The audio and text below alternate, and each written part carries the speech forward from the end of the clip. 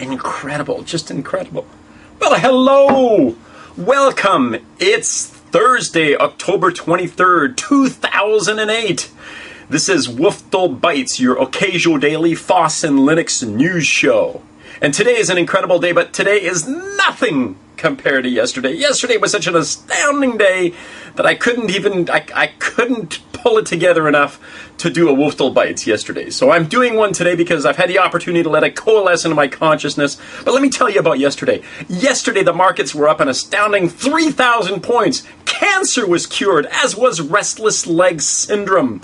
Aliens landed in the volleyball courts outside of Google's Mountain View, California headquarters, offering mankind an answer to all our outstanding questions.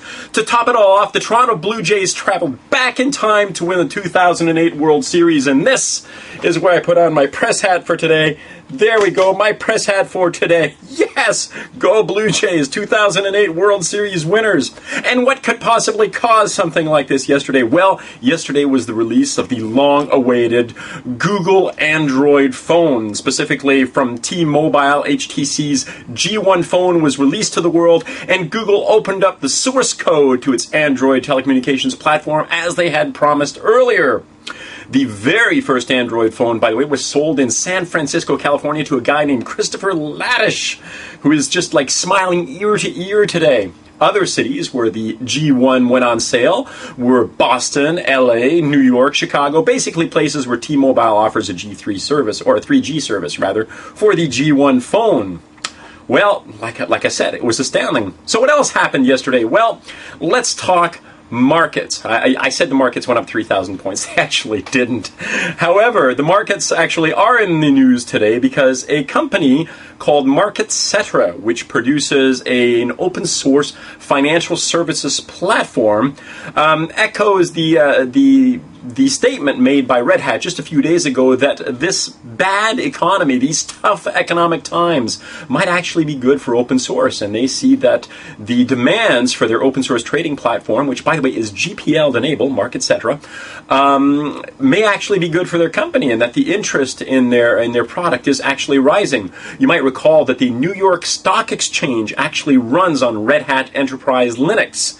So the Red Hat CEO's news that this was actually probably a good thing may actually be true, at least for Red Hat anyway, and companies like Marketcetera. Go open source.